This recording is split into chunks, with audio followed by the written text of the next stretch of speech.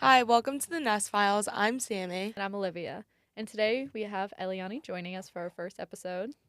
Hi everyone, I'm Elianny. I'm a junior here at Keene State College, and I just started my first internship with the Reproductive Freedom Fund of New Hampshire.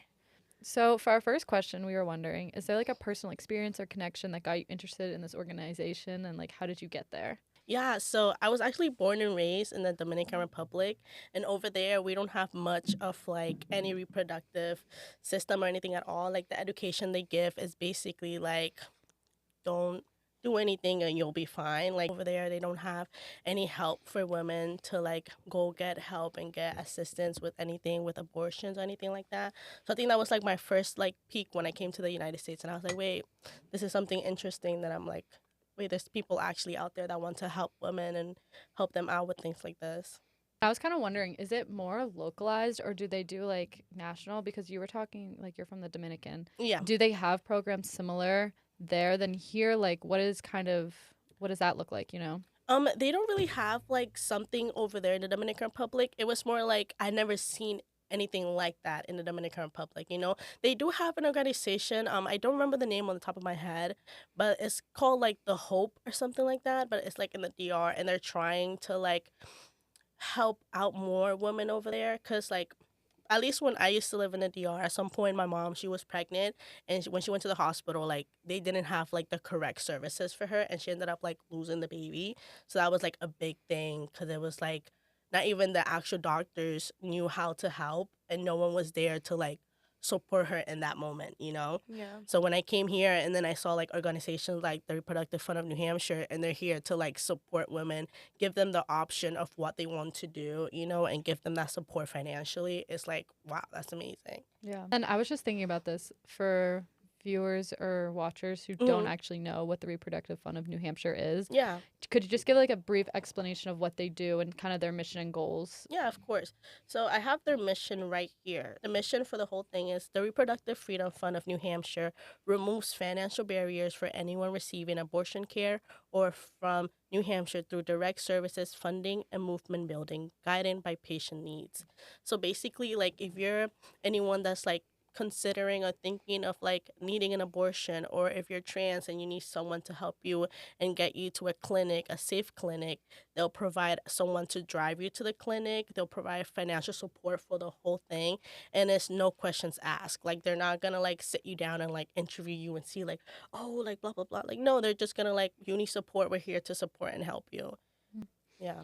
That's Amazing. Yeah, yeah, that's that's really like I actually haven't heard of anything like Yeah, that no, me before. either. Yeah, so they'll, like, get a personal driver. They're also looking for, like, anyone that's, like, volunteering to be a driver and Wow. things like that. Yeah. Where are they located? So they don't have like a specific location because Oh, it's okay. like fully remote, but Gotcha. they like we're all around like New Hampshire, and they have like Oh, different okay. areas and stuff. So I'm working here in the Keene area, Yeah. but there's people working in the Manchester and Concord, so we're Yeah. like all around New Hampshire. So yeah. Oh, okay. Hmm. Yeah. And then, like, where did your, like, interest and, like, passion come from? For this specific like nonprofit organization, I didn't know nothing about it until like last year. I went to a tabling event they had going on, and then they spoke about like what they stand for and all those stuff, and I was like, oh my god, like this is so cool. They're so cool. They're amazing. And then I started like applying. I was like, please take me, like, and they did. So That's cool. What was yeah. like the process to get there like? After the tabling event, I ended up emailing them, and I was like, "Hey, like, I just went to your tabling event, and it's so cool what you guys are doing." And they were like, "Oh, we are actually looking for interns. Like, here's the form." And then I'm like applying like the forms, and then I send the forms to some of my friends because they were also interested. So they were like, "Hey guys, like, this internship turned up. Like, everyone apply." Mhm. Like, I just kept emailing them. I was like, "Guys, please take me." Like, Yeah. and then I started working with them like beginning of August. No, like mid August. I got in contact with them like beginning of August, and then I got the internship like mid August with them. Do you plan on like ever trying to like would you try to like create something in the Dominican at all? I Like will love to. Like, I think right now, like they're really using my minor in Spanish, and they're they have me translating a lot of like the pamphlets and a lot of those stuff into Spanish, and I feel like that's the main reason why I like want to keep doing it, because it's like people that like know different languages, they don't know that the support is out Yeah. here.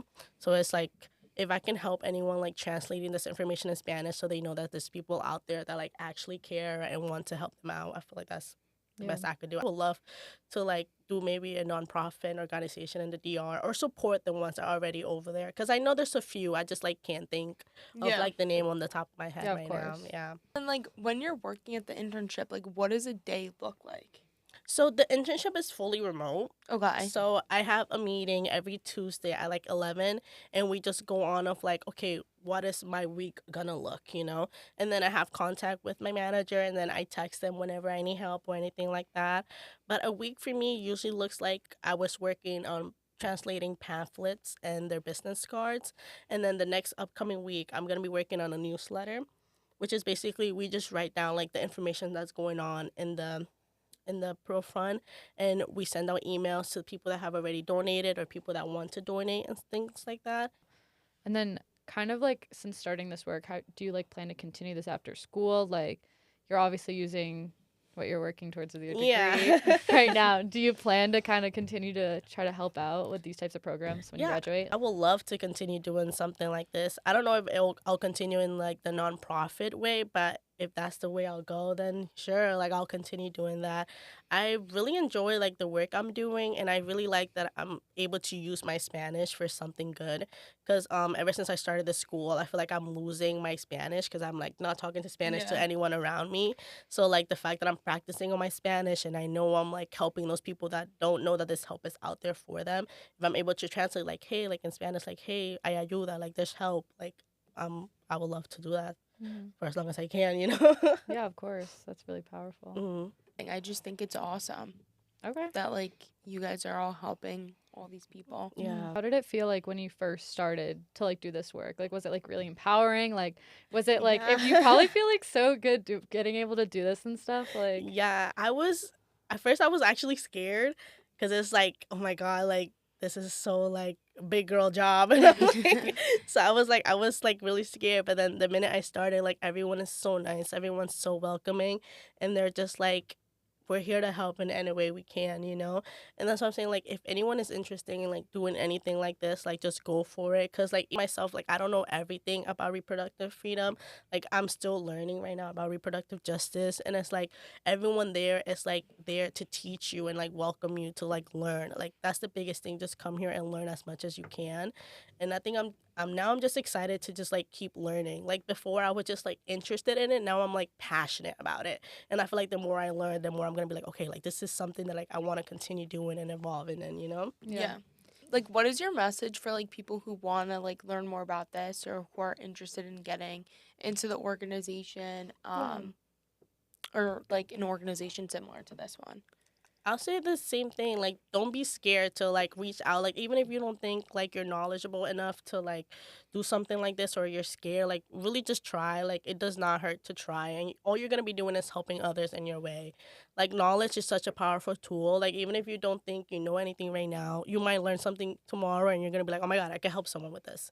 Like, what is like your family thought about this? Like, obviously, Yeah. like you were saying, your mom, like that's a really, Yeah. that's like what happened to her is absolutely horrible, and I wish that there was something we could do to help Yeah. out in the DR. But like, what are they thinking? Like, what is like your friends and family? So for my family, it was kind of hard trying to explain to them like what the organization is, because obviously they only speak Spanish. Yeah. So it was hard trying to like translate like what I'm doing to them in Spanish and use like the correct words. Yeah. Because like again, like in the DR, there's not true education about this. You know, like even in the schools, they're not really teaching about sex ed. They're like just teaching, don't do anything, you'll be good. Like, and it's like a very religious country, so it's like a lot of this. A lot of these conversations is a very taboo topic. So like bringing it up to my parents, they were like, "You're doing what?" Like, and then like I started to explain it to them more, and then I was talking to my mom about it, and she was saying like, "Oh, I'm proud that you're like doing something that you actually care about and stuff," and I'm like, thank you, mommy. Like, Yeah. you're so sweet. Do you think that there would be like a way to set something up on campus that would like educate people about these types of things? Like whether it was like full like pamphlets or like Yeah. maybe like a talk that somebody came in and did or like just like outreach stuff like that. Like For sure, because like even now, like we just got like free Plan B in like the health center in the Elliott, and most people don't even know that that's Yeah. there, you know. So it's like I feel like we could definitely get the word out more somehow.